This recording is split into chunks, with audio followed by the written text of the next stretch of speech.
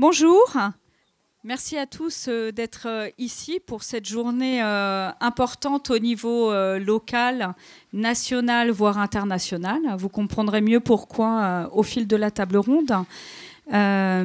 Donc, bienvenue à cette journée nationale de sensibilisation à une maladie qui s'appelle l'encéphalomyélite myalgique. Un syndrome de fatigue chronique. Ça pourra m'arriver au cours de la table ronde de l'appeler EMSFC, mais on essaiera de retenir le nom officiel. Donc elle est organisée ce dimanche 27 mai par plusieurs organisations et associations officielles qui représentent et défendent la maladie à plusieurs niveaux. Et cette journée, c'est une première en France et elle a lieu à Châteaubourg. Pour les gens locaux, on n'est pas peu fiers. Je vais juste présenter nos intervenants qui iront un peu plus loin tout à l'heure et la thématique de la table ronde. Donc pour démarrer, je vais démarrer par les femmes. Alexandra Humber, représentante de l'Alliance internationale pour l'encéphalomyélite myalgique. À ses côtés, Robert Schenk, donc président de l'Association française de syndrome de fatigue chronique.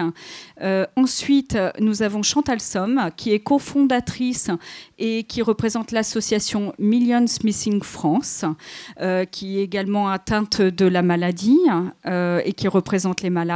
Enfin, à mes côtés, Jean-Dominique de Corvin, donc président du conseil scientifique, qui vous expliquera ce qu'est le conseil scientifique, et professeur de médecine interne à l'université de Lorraine et au CHU de Nancy. Voilà.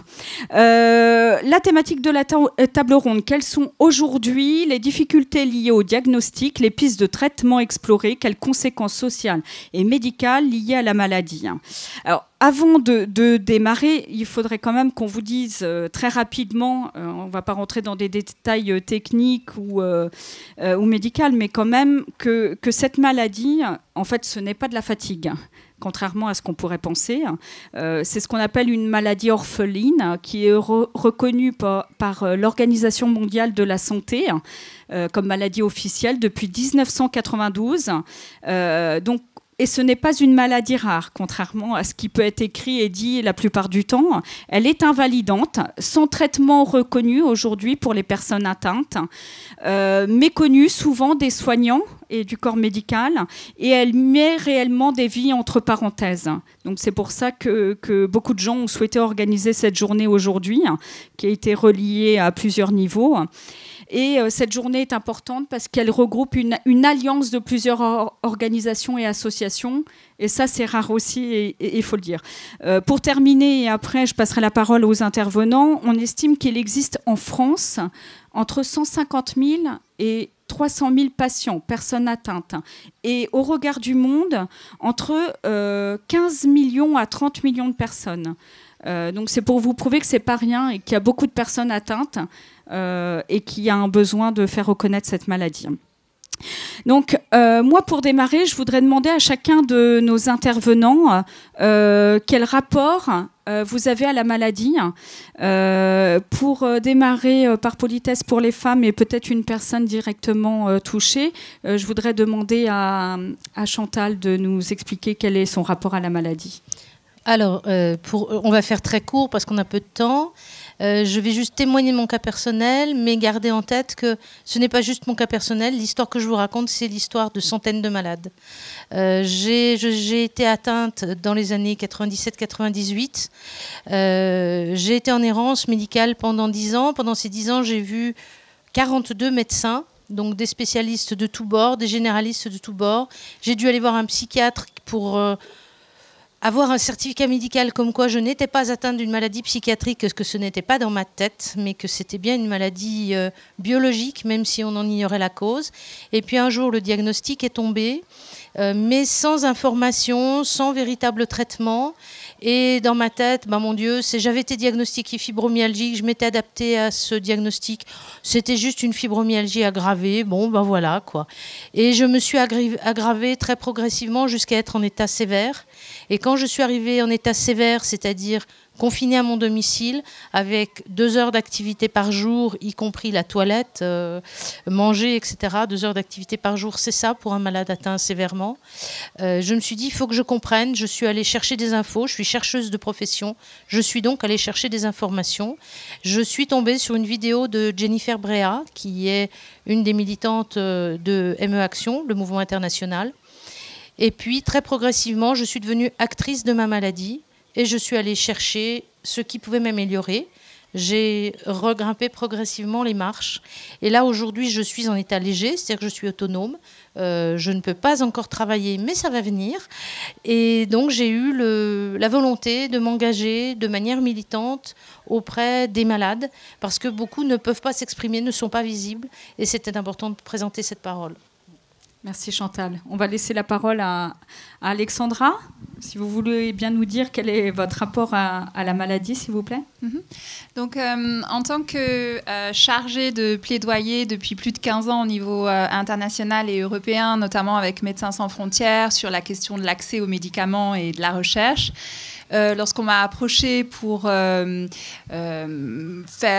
connaître la maladie au niveau international à Genève, j'ai vraiment décidé d'être totalement impliquée du fait de l'absence totale de politique par rapport à ce qui devrait être fait. Donc, mon point de vue, c'est vraiment le point de vue d'un advocate, d'un lobbyiste, on peut dire, pour faire changer les politiques. Merci beaucoup. Je vais demander à Robert, s'il vous plaît, quel est votre rapport, vous, à la maladie ? Alors, le rapport à la maladie, moi, c'est dans mon entourage familial, quelqu'un qui tombe malade. Donc, il nous a fallu quand même 2-3 ans pour accepter, ce qui n'est pas évident pour le malade. Et puis, ensuite, ma boîte m'a dit, restez chez vous, on vous paye et occupez-vous ailleurs que chez nous. Donc, ma femme m'a dit, tu ne vas pas rester à la maison, donc je suis venu bénévole. D'accord, on a besoin de bénévoles. Il faut savoir qu'il y a très peu de personnes, en fait les bénévoles sont beaucoup des malades, donc il y a peu de bénévoles valides, si je peux dire, au sein des associations. Je vais enfin demander à Monsieur de Corvin de nous dire, vous, quelle est votre fonction et rapport à la maladie, s'il vous plaît. Alors moi je suis d'abord médecin, donc je prends en charge des patients, je fais le diagnostic de cette affection plusieurs fois par semaine. Parce que comme très peu de médecins en France, environ une dizaine ou une vingtaine, nous sommes qualifiés comme experts, c'est tout à fait officieux de cette affection, parce que les patients viennent nous voir conseillés par l'association du syndrome de fatigue chronique. Donc on est directement confronté à la problématique générale. Et ce que je veux dire en tant que clinicien, c'est qu'on peut poser un diagnostic, on peut définir une prise en charge. Et puis mon autre casquette étant professeur, c'est la recherche et l'enseignement.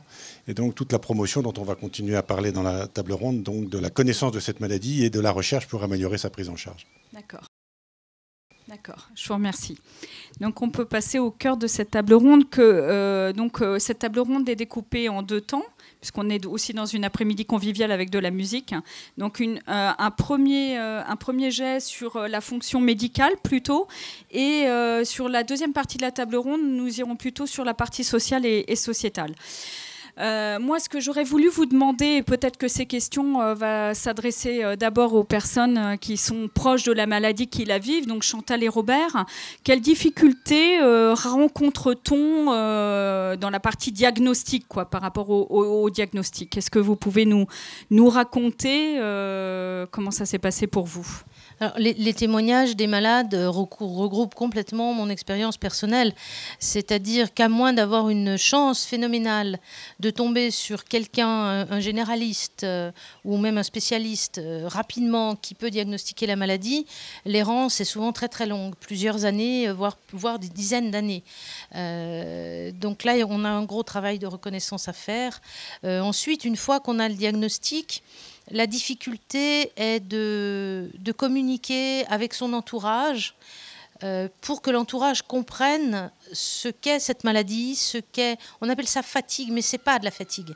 On est dans de l'épuisement, on est exténué, on a par moments du mal à manger, par moments juste prendre une douche est une épreuve. on se couche après avoir pris une douche. Quelque chose qui peut relaxer des personnes peut être très très très fatigant pour nous. Boire un café avec des amis, pour la plupart des gens, c'est un moment de repos. Pour la plupart des malades, c'est un effort, et un effort qui peut les clouer au lit pendant des heures, des jours, voire des semaines. Donc il faut vraiment avoir en tête, quand on est proche, cette difficulté. Et c'est difficile pour les proches aussi. D'accord. Et est-ce que c'est proche justement parce que c'est difficile de faire un diagnostic et les gens ont du mal à cerner, en fait, quelque part On n'a pas de marqueur biologique de cette maladie. Donc, à un moment donné, on arrive avec ce diagnostic qui a été posé par un médecin, qui a priori. Et pour vous, concrètement, compétent. comment ça s'est passé Pour moi, j'ai d'abord été diagnostiquée fibromyalgique, et puis j'ai un jour fait un test d'effort qui m'a mis en état sévère pendant quelques jours. Et c'est à la suite de ce malaise post-effort, qui est une des caractéristiques de la maladie, que le médecin a dit non, vous n'êtes pas fibromyalgique, vous avez un syndrome de fatigue chronique. Mais autant le syndrome de fibromyalgie avait été à peu près accepté par mes proches, autant le syndrome de fatigue chronique, on me dit bah, c'est quoi, c'est de la fatigue, va te reposer, puis c'est tout, ça va passer. Donc on souffre aussi de cette appellation qui n'est pas représentative de la maladie, mais en même temps qui a du sens, puisque être fatigué, tout le monde sait ce que ça signifie, mais ça ne donne pas l'ampleur de cette fatigue. Voilà. Et l'incompréhension des proches est vraiment un des problèmes qu'on rencontre aussi, et l'incompréhension du corps médical qu'on rencontre, que connaissent tous les malades dans leur démarche avec. Et comment est-ce que vous avez réussi? handicap, Vous avez rencontré 42 médecins, vous disiez, pour arriver au peut-être 42e, et qui a réussi à lui poser un diagnostic? Alors j'ai rencontré beaucoup de médecins parce que je suis chercheuse de profession et que je ne me faisais pas des réponses qui m'étaient apportées. On avait un certain nombre de médecins, j'avais un certain nombre de médecins qui me disaient c'est psychologique. J'avais déjà été en dépression, je savais que je n'étais pas en dépression. J'ai des médecins qui n'ont pas cherché du tout. J'ai des médecins qui m'ont dit c'est la fibromyalgie, mais sans faire aucun examen. J'ai des médecins qui ont refusé de faire des examens qui me paraissaient personnellement relativement pertinents. Et à un moment donné, je suis tombée sur un rhumatologue qui m'a dit là, il y a quelque chose d'autre. D'accord. Alors, je voudrais poser la question également à Robert, qui peut peut-être nous apporter une réponse sur le diagnostic à deux titres, puisque en tant que président de l'association et de personnes qui côtoient à l'expérience, on a quelqu'un de malade, ça ressemble à une grippe. Donc, bon, on appelle le généraliste, on passe 3-4 jours, ça continue, ça passe 15 jours, ça continue. Donc, on dit peut-être maintenant, on va aller voir des spécialistes. Le problème, c'est qu'un spécialiste, de toute façon, minimum, et je parle d'il y a 20 ans, c'est 1 mois de délai. Donc, on voit un spécialiste, puis c'est pas ça, on voit un deuxième spécialiste, et le temps passe. Alors, au départ, on est très inquiet parce qu'on pense tout de suite à des maladies quand même très graves, létales, et c'est embêtant. Et puis, au bout de 6 mois, on se dit, ça n'a pas l'air trop méchant du côté létal, mais on n'avance pas. Et on n'avance pas, et il a fallu plus de 2 ans. On est monté à Paris, on est allé à Lyon, on est allé à Marseille. Alors, chaque voyage, c'est une galère pas possible. Et puis, on a pensé que c'était un syndrome de fatigue chronique. Et en fait, je ne suis pas sûr qu'on ait un vrai diagnostic posé par un docteur. D'accord. En plus. D'accord. Du coup, on voit bien dans cette notion, on parle de diagnostic, mais ça amène la question suivante, puisque il y a une sorte d'errance médicale. Comment est-ce qu'on pourrait réduire quelque part cette errance médicale? Alors, je ne sais pas si plutôt Robert, en tant que plutôt la présidente, vous auriez une réponse. Alexandra, alors, je sais que vous aviez un point de vue aussi. De toute façon, c'est un problème qui existe dans énormément de maladies, et en particulier dans les maladies rares. Et donc, il y a actuellement des projets qui se mettent en place pour essayer de régler ces problèmes. Mais pour l'instant, il n'y a pas de réponse sur l'errance. D'accord. Monsieur de Corvin, professeur de Corvin. Oui, juste un mot sur le diagnostic. La fatigue, c'est un symptôme très général. C'est un symptôme subjectif. Donc, il est difficile d'en avoir la preuve. Et ce n'est pas parce que la personne a l'air bien qu'elle ne va pas présenter des difficultés à l'effort. Et la caractéristique, comme on l'a vu, du syndrome de fatigue chronique, c'est d'être dans l'incapacité de faire des efforts physiques ou intellectuels prolongés. Le diagnostic de fatigue, c'est un problème de médecine qui est complexe, mais pas compliqué, que font les internistes, que font beaucoup de spécialistes. Là où on bute, c'est quand on a recherché les causes habituelles. Il y a une démarche diagnostique qui est enseignée, que j'enseigne personnellement à mes étudiants. C'est quand on arrive à la fatigue inexpliquée.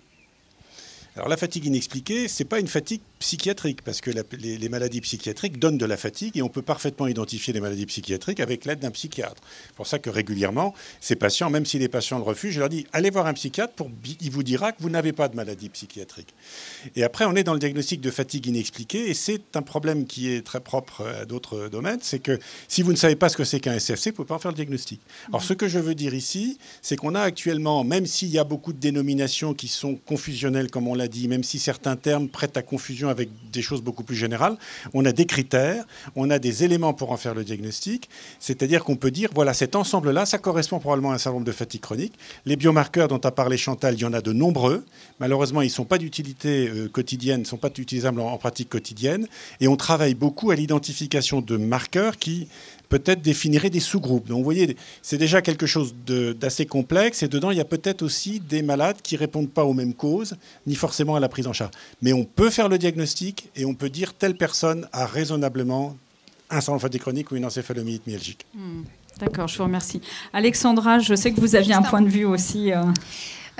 Ces questions-là, on les retrouve au sein de plein de pays. On a une association au Japon qui collabore avec nous, en Afrique du Sud aussi, États-Unis, Espagne. Enfin, c'est exactement le même problème.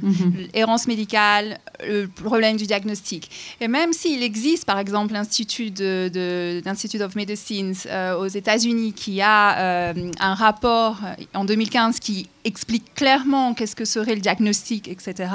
S'il n'y a pas une force au niveau de la coordination internationale, ces rapports vont rester isolés. Par exemple, aux États-Unis, il y en a un autre qui est sorti aux Pays-Bas récemment. Ça reste isolé et puis on continue dans certains pays à avoir les mêmes problématiques qu'en France et ailleurs. Donc si l'OMS est encore... c'est pour cela qu'on essaye vraiment d'avancer au niveau international. Si l'OMS pourrait guider ou vraiment donner des lignes directrices, au niveau national, les choses iraient beaucoup plus vite et on n'aurait pas des patients qui passent des années et des années à ne pas avoir de diagnostic, ce qui est absolument scandaleux. Alors pour rebondir, aller dans le sens d'Alexandra, on fait quand même des choses. Il n'y a pas qu'aux États-Unis qu'il se passe des choses, même si on a toujours le projecteur tourné. Et il faut quand même dire que la communauté européenne, donc les institutions publiques, se sont mobilisées en sens qu'il y a eu reconnaissance de l'intérêt de faire travailler les chercheurs ensemble.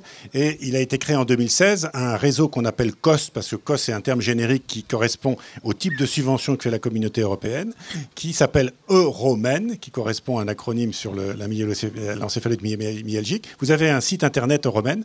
Et là, vous avez maintenant 2 représentants de chaque pays d'Europe qui travaillent dans des groupes de travail différents et qui ont comme objectif en 2019-2020 de faire des recommandations européennes pour la prise en charge, pour l'identification de biomarqueurs, tout ce qu'on vient de dire, si vous voulez. Il y a 2 représentants français, dont moi-même et un autre collègue, le professeur Rottier, qui est dans le centre de référence des maladies neurologiques rares de Créteil, et qui ont fait tous les 2 partie du conseil scientifique.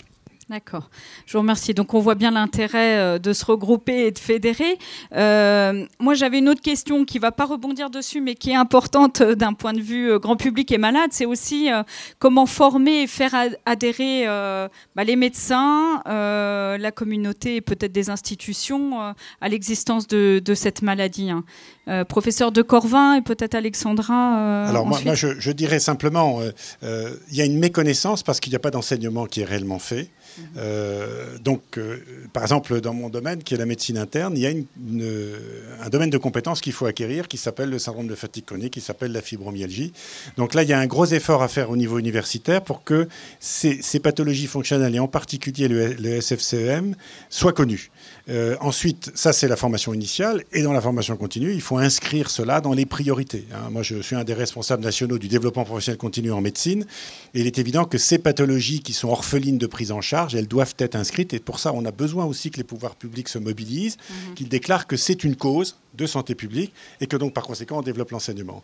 C'est ainsi qu'on améliorera très vraisemblablement la prise en charge. Maintenant, avant que cela n'arrive, qu'est-ce qu'il faut faire ? Eh bien, il faut essayer, par l'intermédiaire des quelques experts qui existent, et on est en train de constituer avec la SFC un réseau de cliniciens sur la France, qu'aussi les patients donnent une information à leur médecin.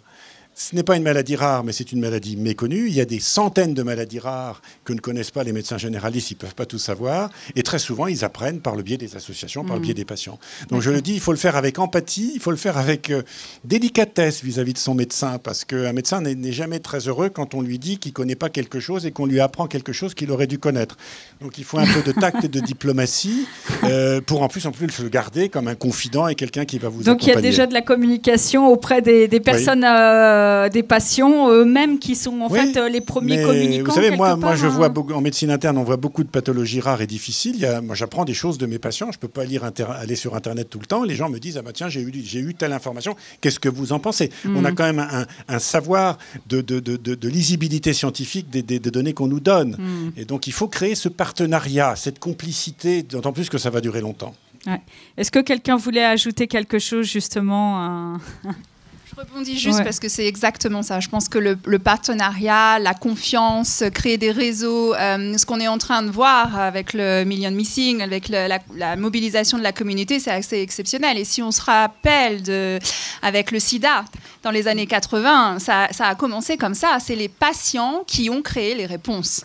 Et ça, je pense qu'ici, avec l'EM, on le voit vraiment. Et donc, moi, je suis très, très optimiste. Je pense qu'on arrivera à faire bouger les lignes des pouvoirs public, du monde professionnel vraiment avec les patients. D'accord. Est-ce que Robert, Chantal... Oui, moi je voudrais juste dire, il faudrait que les Français, en tant que citoyens, ils s'occupent un petit peu plus de leur santé. Ils ont... Dans quel sens vous entendez historiquement, ça?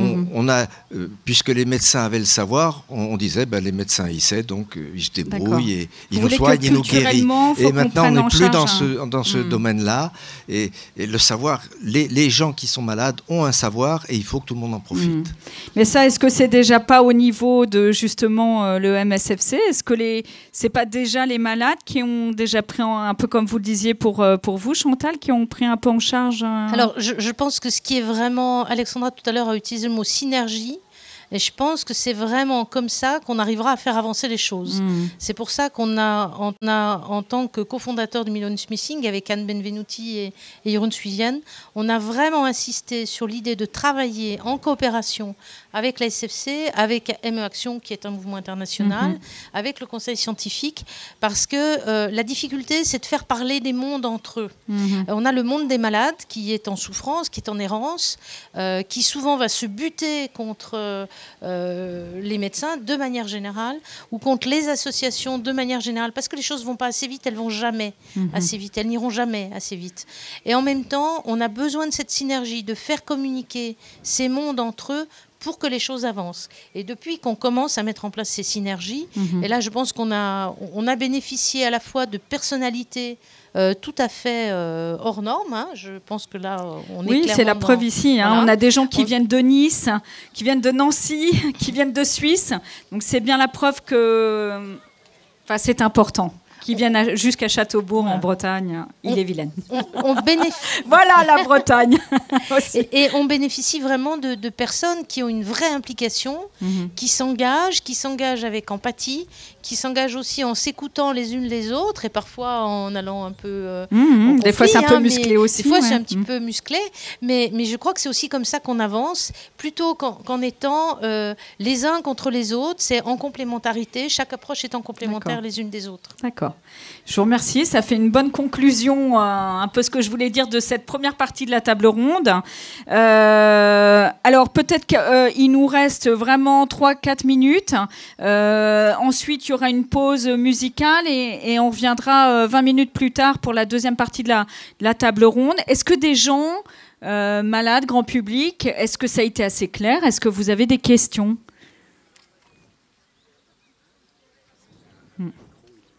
On fera tourner un micro. Faut pas avoir peur. On est... Les questions les plus bêtes sont les plus intéressantes en général. Il y a un arbre à questions là-bas. Voilà, c'est ça. On me fait signe qu'il y a un arbre à questions là-bas, donc on va aller chercher une question auprès de l'arbre. Et puis après, on clôturera parce qu'on a un timing au cordeau hyper serré. Cet après-midi, c'est 100 musiciens bénévoles qui viennent tous pour la bonne cause. Donc, on va garder du temps pour tout le monde. Oui, juste en attendant, je pense que ce que disait Chantal, c'est très important dans le sens que on est dans une situation où il y a beaucoup de demandes de partout, si vous voulez. Il y a une certaine concurrence aussi entre les demandes et les prises en charge. Donc, si on ne parle pas d'une affection, si on n'en parle pas correctement, si on n'en parle pas de façon coordonnée, on a du mal à avancer. Et cette journée est vraiment extraordinaire. On peut dire que Châteaubourg, c'est un des centres du monde. Là, hein, aujourd'hui, waouh. Alors, Chantal revient avec la question. En tout cas, on a beaucoup de chance avec le soleil aussi. Hein.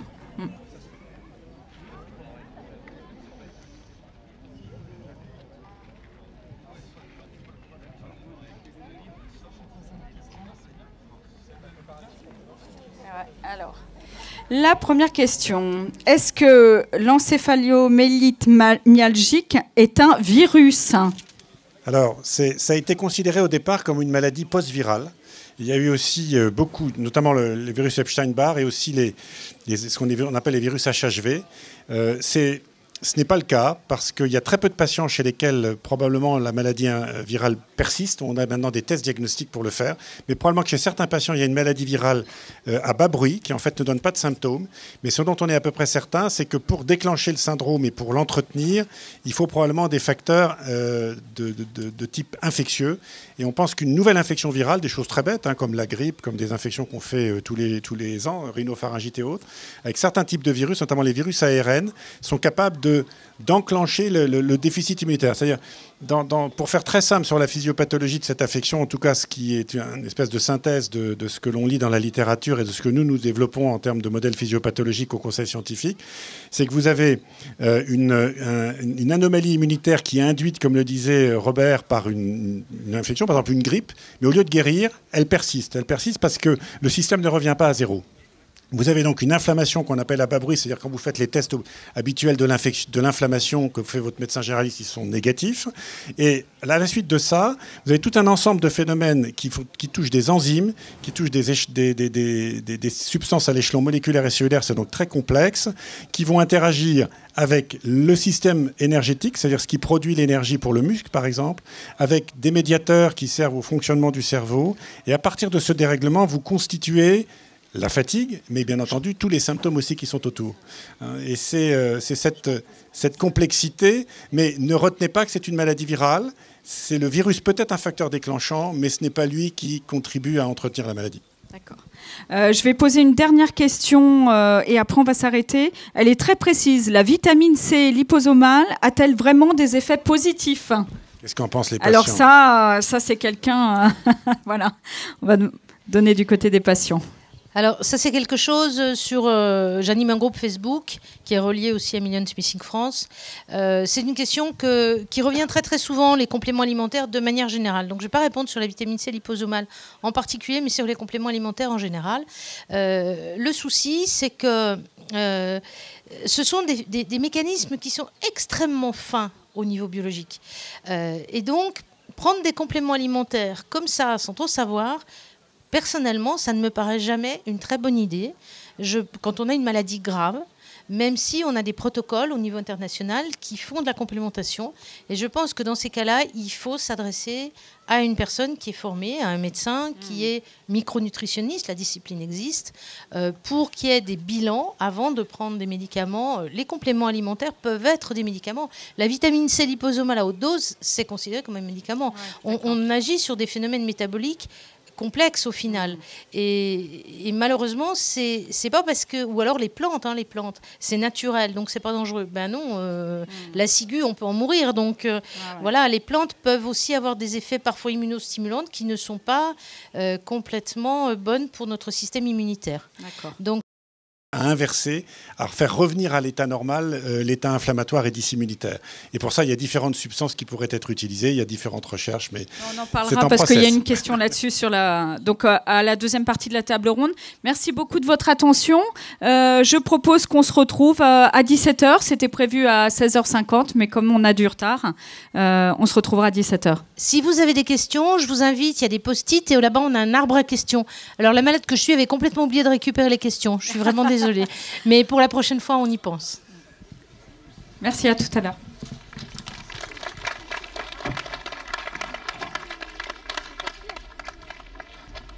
Alors la Madame Loyal de l'après-midi vous invite à vous retourner sur vos chaises. L'intermède musical entre les deux parties de table ronde se trouve juste derrière vous au niveau du barnum blanc qui est là. On ne me voit pas, je suis trop petite derrière le micro en fait. Et là je vous présente le groupe Morse. Alors c'est le groupe rock de l'après-midi. Donc allez-y savourer, ça va nous faire du bien, un peu de punch là. Allez hop.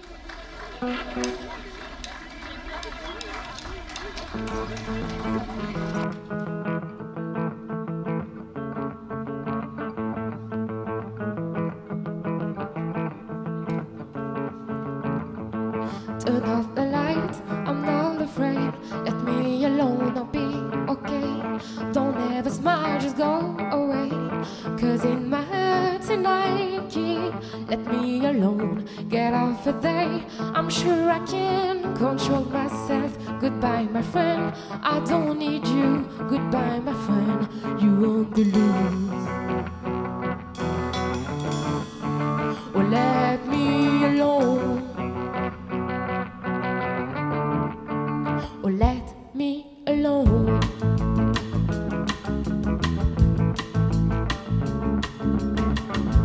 Turn off the light, I'm not afraid. Let me alone, I'll be okay. Don't ever smile, just go away.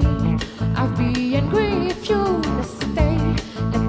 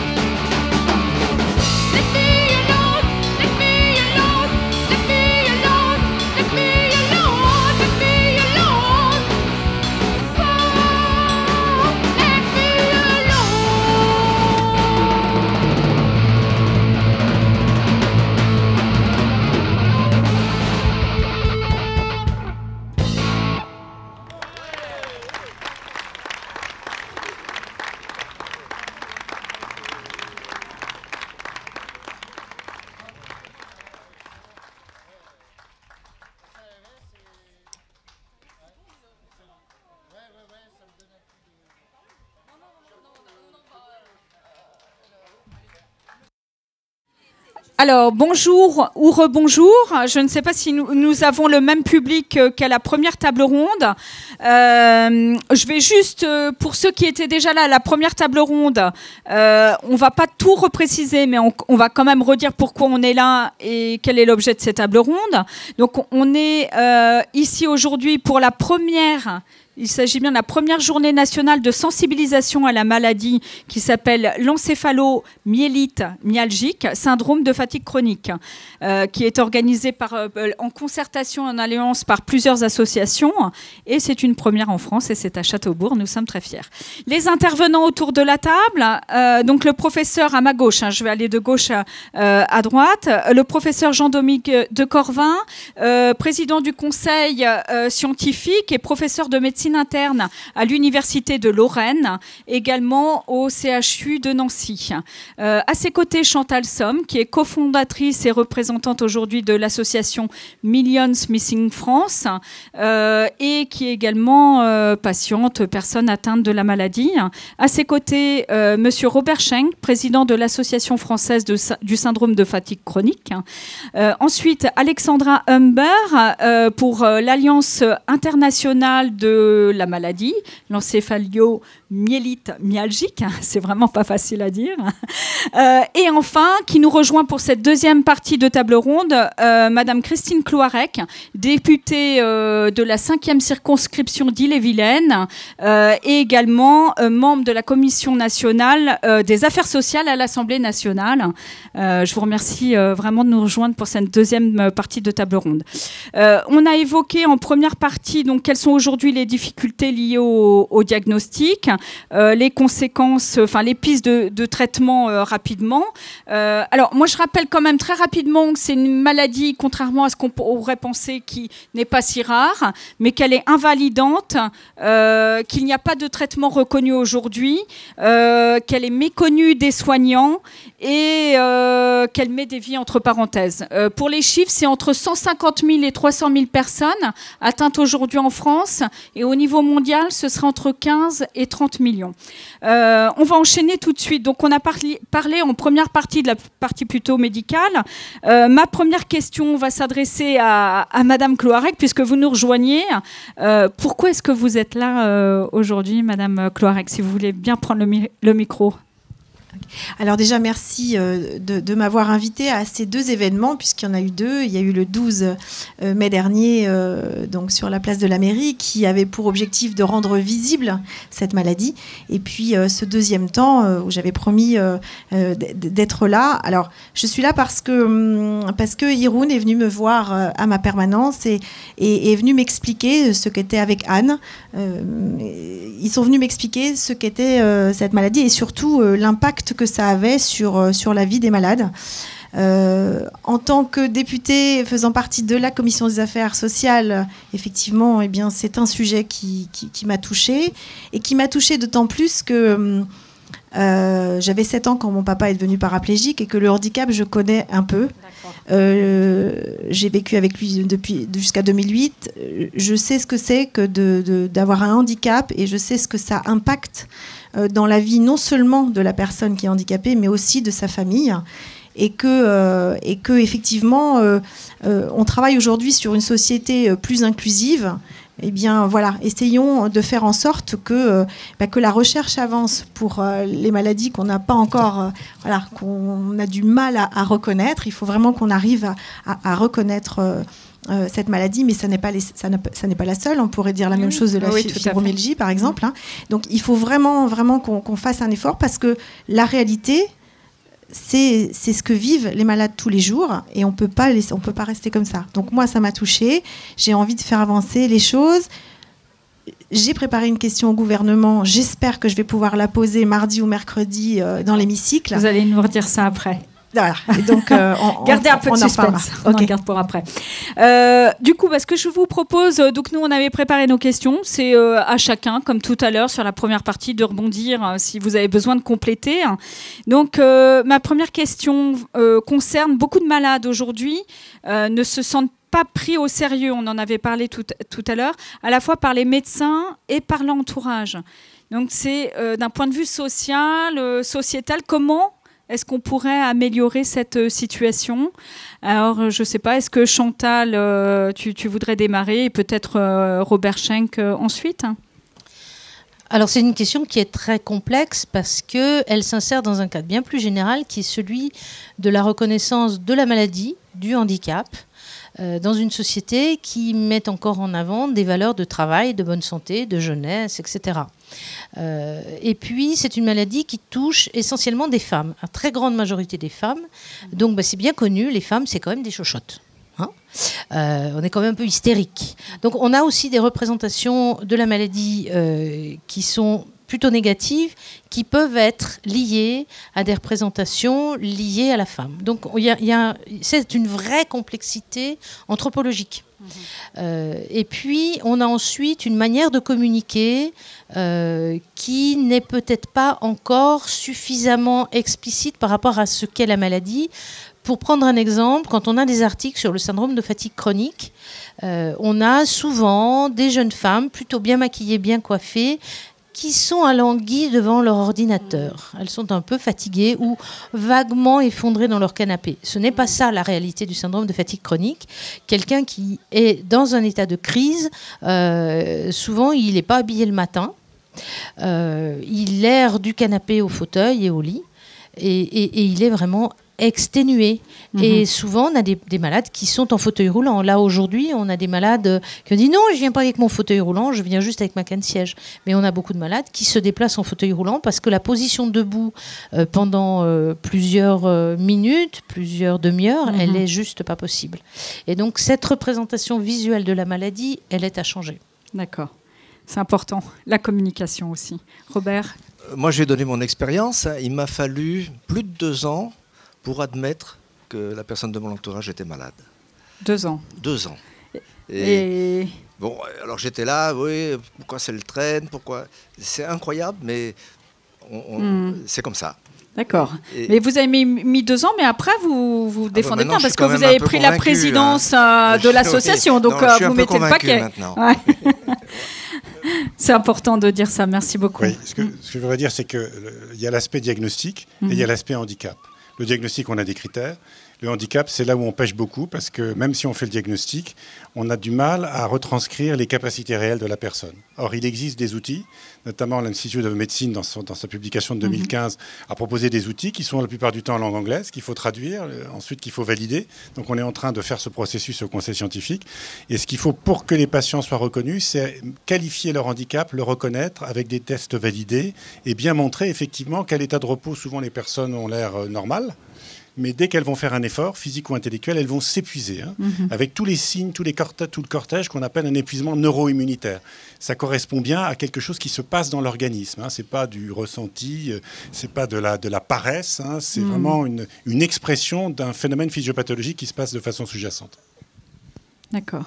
Est-ce que quelqu'un veut ajouter quelque chose sur cette partie-là? Sinon, on passe à la question. Peut-être juste pour faire le lien avec ce qu'on essaye de faire avancer au niveau international, au niveau de l'Organisation mondiale de la santé, c'est exactement ce que Chantal disait. Il y a une reconnaissance de la maladie, c'est-à-dire que si on pose les mots exacts sur qu'est-ce que cette maladie, je pense que les patients pourront eux-mêmes communiquer mieux avec leur entourage en disant voilà, j'ai cette maladie qui est ci, ça et ça. Aujourd'hui, c'est le flou total. Les patients ont même parfois limitement la honte exactement de parler de leur maladie parce que tout de suite c'est chronique fatigue, enfin c'est le flou total et je pense qu'ils se renferment sur eux-mêmes, du coup ils deviennent invisibles et c'est tout l'objet de la mobilisation ici, c'est de rendre visibles ces patients et de demander la reconnaissance exacte de la définir exactement comme elle devrait être définie. Puisque juste pour revenir, pour éviter qu'il y ait des confusions, elle est classifiée à l'OMS, effectivement, en maladie neurologique. Mais c'est tout. C'est juste une classification comme ça dans un coin. Le reste, ça ne suit pas. Les médecins ne la reconnaissent pas exactement avec les mots qu'il faut, ce qui crée la situation dans laquelle on est. D'accord. Merci beaucoup. Alors, la deuxième question pourrait être aussi, pour bien comprendre ce qui se passe auprès des malades, c'est quelles sont les conséquences concrètes et réelles. Alors là, on va peut-être démarrer par Chantal, mais je pense qu'il y a plusieurs points de vue, qu'elles soient sociales, physiques, on en a parlé un petit peu, mais le travail, par exemple, dans la vie de tous les jours, quoi. Alors, il faut savoir que même en état léger, la plupart des patients ne peuvent plus travailler au-delà d'un mi-temps. Donc, soit ils sont accompagnés avec un conjoint qui travaille, soit ils sont seuls et ils se retrouvent donc très rapidement dans la précarité financière. Ensuite, quand l'état s'aggrave, on est obligé d'arrêter de travailler, clairement. Et à un moment donné, se pose la question de la subsistance. Surtout pour les malades qui sont seuls, avec de grosses difficultés de reconnaissance, soit par les tribunaux d'incapacité. On a des médecins qui ne sont pas formés et donc qui... Parce que justement, est-ce que vous pouvez nous dire quelle prise en charge, quoi, concrètement, une fois qu'on a été diagnostiqué Alors, pour les personnes qui sont salariées, c'est le parcours classique de demande de pension d'invalidité et puis éventuellement au tribunal d'incapacité. Pour les personnes qui étaient en profession libérale, ce qui était mon cas, c'est direction directe la MDPH, donc la maison du handicap, avec là des discours qui sont de l'ordre du délire. Moi, personnellement, j'ai vu un médecin qui, au vu de mon dossier médical, donc expert à la MDPH, au vu de mon dossier médical et de l'auscultation qu'elle a faite, m'a dit « Ah mais madame, votre état de santé justifie pleinement de l'attribution de l'allocation adulte handicapé, mais je vais donner un avis négatif parce que vous travaillez encore. » Et à l'époque, je travaillais pour 800 € par mois, ce qui me servait juste à payer mon loyer et la nourriture, c'était tout. Et elle m'a dit « Revenez me voir quand vous arrêtez de travailler », ce qui est contraire à la loi. Puisque dans la loi handicap zéro, l'idée, c'est de maintenir les handicapés dans l'emploi. Et donc, on accorde le droit à l'allocation adulte handicapé. Et ensuite, la caisse d'allocation familiale va voir en fonction de son revenu quel complément ou pas elle attribue. Mais c'est un scandale d'avoir ce discours-là de la part des MDPH. Et je ne suis pas la seule. Ça fait partie vraiment des témoignages qu'on a quotidiennement quand les personnes font la démarche de handicap. D'accord. Est-ce que Robert, vous pouvez compléter Alors, je veux dire juste un petit mot.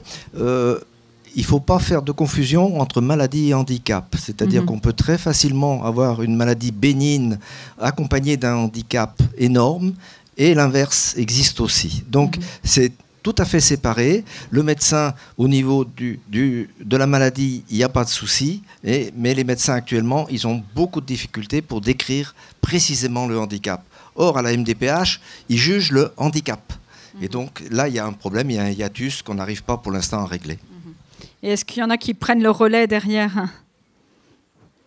Le relais, en fait, il y a un aspect technique là. Quand on fait un dossier, quand on demande une prestation, il faut le remplir correctement, il faut que ça puisse être reconnaissable. Le médecin de la sécurité sociale ou l'expert, on tient compte de l'avis de l'expert, mais il faut bien remplir cela. Et avec la SFC et les médecins qui s'intéressent maintenant à ce syndrome et qui sont de plus en plus nombreux, on essaie de bâtir des dossiers types dans lesquels tous les renseignements utiles pour être reconnus vont être définis. De la même façon qu'on va mieux codifier la démarche diagnostique, l'établissement du diagnostic, avec aussi des recommandations européennes qu'on va faire dans le cadre de notre réseau européen sur le syndrome de fatigue chronique.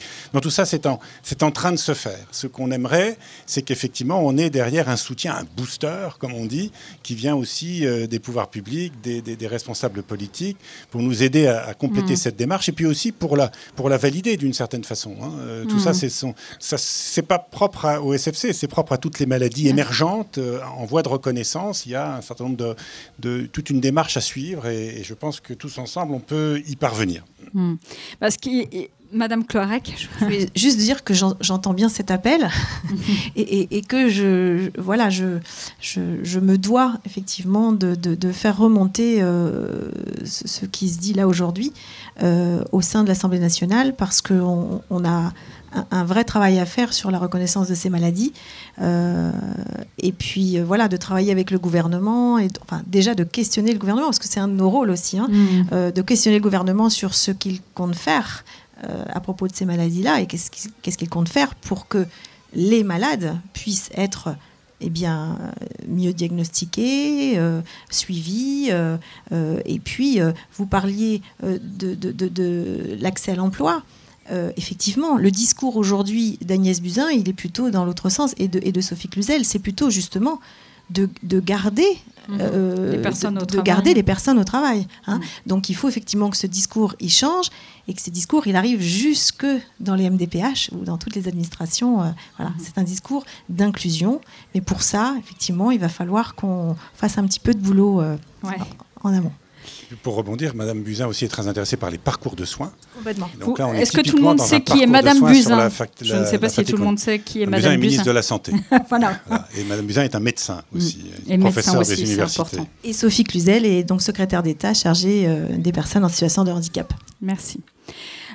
Donc, on a déjà répondu partiellement, mais je sais qu'il y a beaucoup plus de choses à dire à cette troisième question. Comment favoriser et améliorer la prise en charge à la fois sociale et institutionnelle des patients? Qui est-ce qui veut commencer à répondre à cette question? Chantal? J'attaque toujours. Hein. Alors, je pense que là, comme ailleurs, il y a plusieurs volets. Il y a le volet des associations. Je pense qu'on a un très grand rôle à jouer, notamment dans la communication grand public et de la communication vis-à-vis aussi du milieu médical sur la maladie. Il y a le volet malade. Je pense que c'est vraiment essentiel, quand on a une maladie orpheline, de prendre en charge sa maladie, de devenir acteur de sa maladie, de s'informer, d'essayer au maximum de pouvoir discuter avec ses médecins et de trouver déjà les bons médecins. Donc, il ne faut jamais lâcher. Et puis, on a le volet médical, donc là, qui n'est pas du ressort des malades, de formation, d'information. Et du côté des malades aussi, il y a le fait d'apprendre à communiquer avec ses médecins, qui ne sont pas formés et dont il faut ménager les égos et devenir un peu collaborateur avec ses médecins plutôt que d'être en opposition. Mais ça demande d'avoir en face un médecin qui est OK pour que la collaboration se passe. Voilà. Et on a aussi, au niveau des réseaux sociaux, un très gros travail à faire avec un outil qui est extrêmement puissant. On en voit vraiment le résultat aujourd'hui, puisque cette journée aujourd'hui est le résultat d'une action sur les réseaux sociaux depuis 2 ans. Ouais. Et donc, sur les réseaux sociaux, il y a aussi une manière de communiquer. Et cette synergie entre associations, corps médical, réseaux sociaux, mouvement international, élus politiques qui s'engagent, elle est vraiment fondamentale. Et elle est en train d'émerger. Donc, il y a encore beaucoup de travail à faire. Mais ça va arriver. On est en train de prouver que ça peut se faire. D'accord. Pour dire qu'effectivement, ce qu'on peut faire aussi au Conseil scientifique, à partir de l'association, c'est nous faire remonter aussi le nom des médecins qui prennent en charge les patients pour leur donner une information spécifique. Les patients peuvent donner une information, mais souvent les médecins préfèrent que ce soit leur père, PRS, qui leur donne des informations. Et on dispose de beaucoup d'outils d'information. Un petit mot concernant l'amélioration, c'est aussi le dossier. C'est-à-dire, actuellement, il y a un travail de recherche qui est fait par une de mes internes sur la constitution d'un dossier médical pour le médecin. Qu'est-ce qu'il doit y avoir dedans pour faire le diagnostic, pour évaluer le handicap, pour assurer le suivi. On a tous ces outils disparates dans la littérature scientifique internationale. Il suffit de les... Enfin, il faut le faire, c'est en cours. Et on va le faire avec le Conseil scientifique de la SFC, de les regrouper, de les sélectionner, de voir ceux qui sont adaptables en France, c'est ce qu'on va faire, et de proposer un dossier type. Si vous avez un dossier type, vous pouvez vous y référer. Vous avez tous les éléments nécessaires pour évaluer l'état de votre patient. Et il faut donc mâcher le travail des gens. C'est évident. Donc toute cette démarche est en cours. On le fait en France. C'est aussi le cas en Europe. Et aux États-Unis, il y a toute une boîte à outils proposée par les associations scientifiques. Donc il faut aussi des moyens. Il faut aussi des internes qui s'y intéressent. Il faut qu'il y ait des organismes de recherche. Et tous ensemble, pour que les médecins fassent de la recherche quelque part, il faut qu'ils y aient un intérêt, il faut qu'ils voient aussi qu'il y a un intérêt de santé publique, donc tout ça converge, comme le disait très bien Chantal. D'accord. J'aurais voulu poser la question, avant de poursuivre, à Robert, sur la question des moyens et peut-être des outils. Alors les moyens, je ne sais pas, mais sur les outils, vous parliez d'une plateforme collaborative. Alors, oui. Est-ce que ça peut favoriser Alors, je pense que ça peut favoriser. Vous pouvez nous dire ce que c'est, parce que j'ai pas décrit, mais... disons que dans les maladies chroniques, ce qui aide bien les patients, c'est ce qu'on appelle l'éducation thérapeutique du patient. C'est-à-dire qu'on fait des réunions entre les soignants, les patients, pour d'une part savoir s'ils prennent bien en charge leur traitement, et d'autre part s'ils arrivent à accepter la maladie. Parce que ça, c'est fondamental. Et donc, le problème, c'est qu'il faut réunir une dizaine de malades avec des soignants. Et quand on est très disséminé sur le territoire, ça devient impossible. Donc, l'idée maintenant, qui vient tout de suite à l'esprit, c'est on va faire quelque chose en ligne. Donc on est en train de monter un dispositif en ligne. Il ne viendra pas tout de suite parce que c'est très long, dans lequel on écrit, d'ailleurs on a commencé à écrire en commun des rubriques, on a et on va faire intervenir également les médecins là-dedans, donc on espère pouvoir amener du suivi, c'est-à-dire la prise en charge et l'acceptation de la maladie en ligne.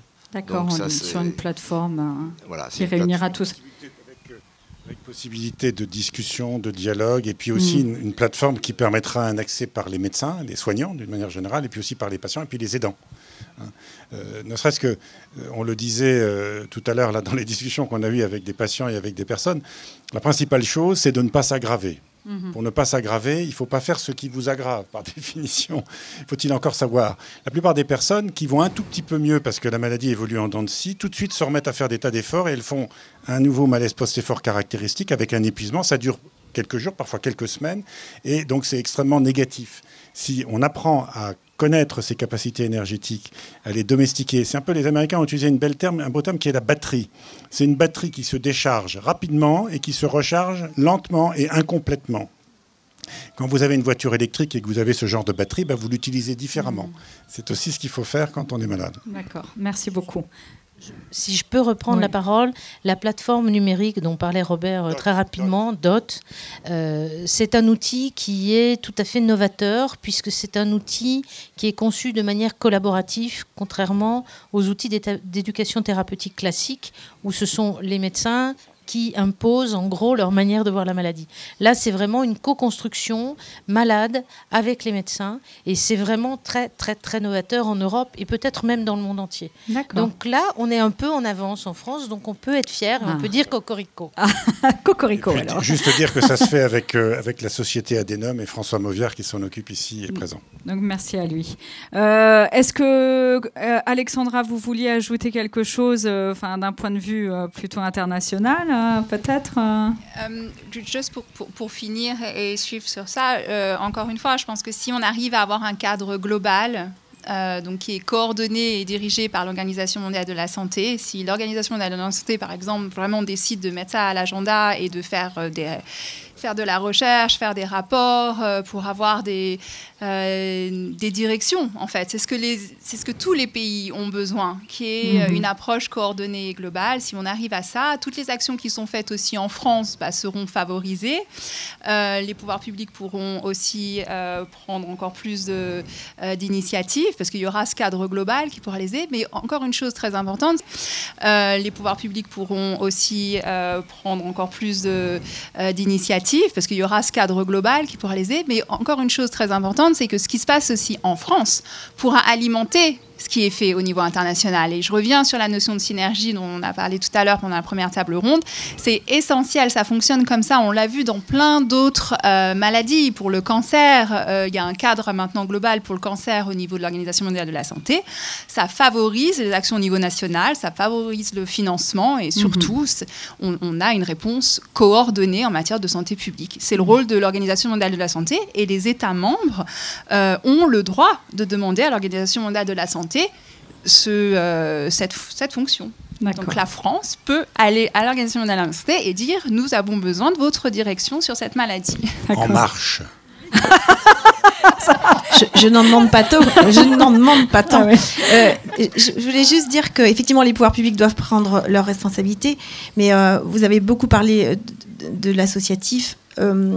On a un vrai pouvoir en France qui est le pouvoir associatif. Il faut surtout qu'il continue à exister parce que dans le secteur social, dans le milieu du handicap, ce sont quand même les associations qui sont au début de toutes les actions qui sont menées par la suite et de la prise en compte des pouvoirs publics. Donc, et puis ça rassure quelque part parce que c'est pas institutionnel et que pour les malades, vous parliez tout à l'heure de culpabilité, etc. Eh bien, les associations, elles permettent effectivement de mettre en commun des témoignages, de mettre en commun tout ce qui avance positivement pour la maladie. Et puis, ça permet aussi aux malades de s'exprimer d'exprimer ce qu'ils ressentent, ce qu'ils vivent tous les jours. Et je trouve que l'idée de la plateforme, c'est dans l'air du temps, parce qu'on est en train de faire ça aussi dans plein de domaines. Et puis, ça permet vraiment à tout le monde, à un moment donné, de pouvoir aller chercher de l'information, mais aussi de pouvoir en donner, et puis de partager. Et puis, une dernière chose, et là, je peux rebondir sur ma question gouvernement. Ouais, c'est ça. C'est que du coup, eh bien, voilà, si je peux faire quelque chose encore pour le MFSFC, c'est vraiment d'aller poser la question au gouvernement publiquement dans l'hémicycle. Et donc, j'espère mardi ou mercredi pouvoir la poser. Vous serez certainement au courant au travers des réseaux sociaux. On espère.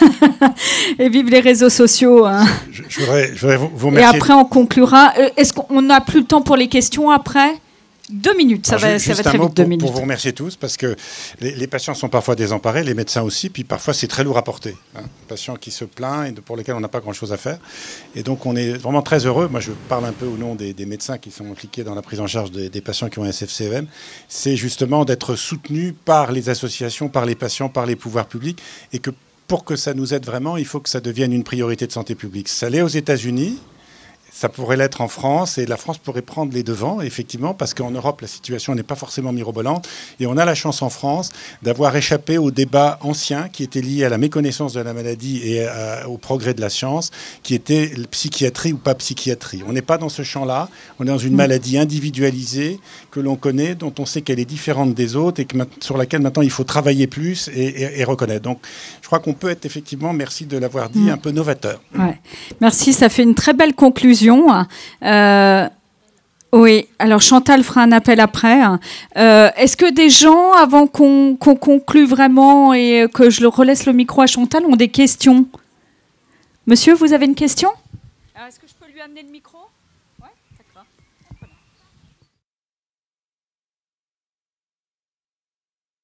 Bonjour, Luc Ambulancier à Rennes. Je voudrais savoir si cette maladie peut être détectée suite à un AVC. Quelques années après. Malgré les déficits de l'AVC, est-ce qu'elle peut être différenciée on peut avoir plusieurs maladies d'abord. Hein. Un AVC peut donner de la fatigue par les lésions qui provoquent au niveau cérébral. Ça peut être la conséquence de l'AVC. Hein. De la même façon que vous avez des fatigues assez voisines dans la sclérose en plaques, dans la maladie de Parkinson, dans un certain nombre de maladies neurologiques parfaitement identifiées. Mais on peut tout à fait développer un certain nombre de fatigues chroniques après avoir fait une autre maladie. Ça n'est pas... vous voyez, c'est ce principe d'association. De la même façon, tout à l'heure, on a parlé de la fibromyalgie. La fibromyalgie, c'est un sujet que je connais bien également. C'est une pathologie très différente dans son mode d'installation et dans les facteurs de risque, mais on a souvent une association possible, car c'est deux situations très fréquentes. Et on peut distinguer les deux, et on peut avoir une association. Et en général, ce qu'on sait dans la littérature, c'est quand on a une fibromyalgie, un certain nombre de fatigue chronique, la pathologie est beaucoup plus sévère et la fatigue est beaucoup plus importante.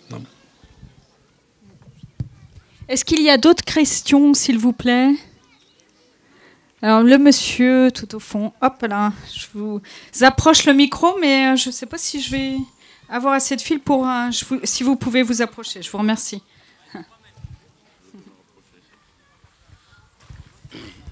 Oui, merci. Docteur, vous venez d'évoquer la sclérose en plaques, c'est mon cas.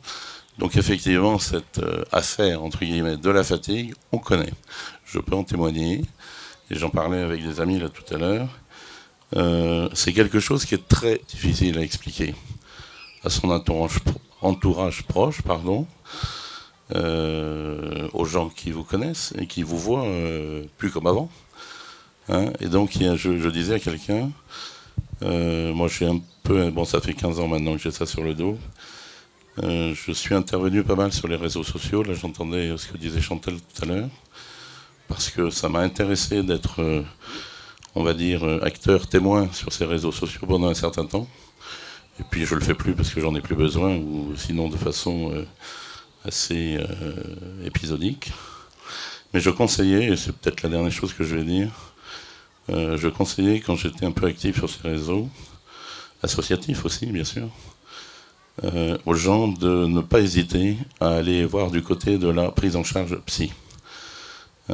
Ça peut aussi aider d'aller voir quelqu'un qui, évidemment, il faut qu'il y ait une confiance qui s'installe, une bonne écoute, C'est quelque chose d'ailleurs qui avait fait rager ma femme quand j'avais décidé d'aller moi-même prendre rendez-vous chez un psy. Je lui avais dit, j'irai un certain temps et j'en changerai s'il n'est pas bon.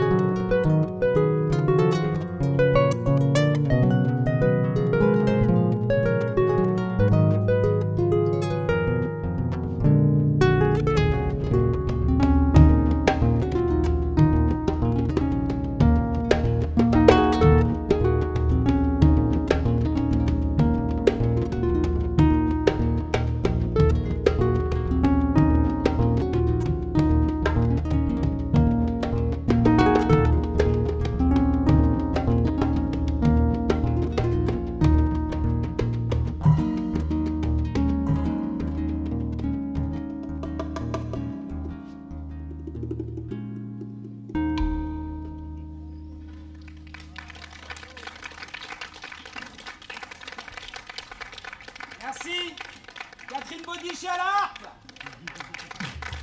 Merci. Hamid Radji à la batterie percussion.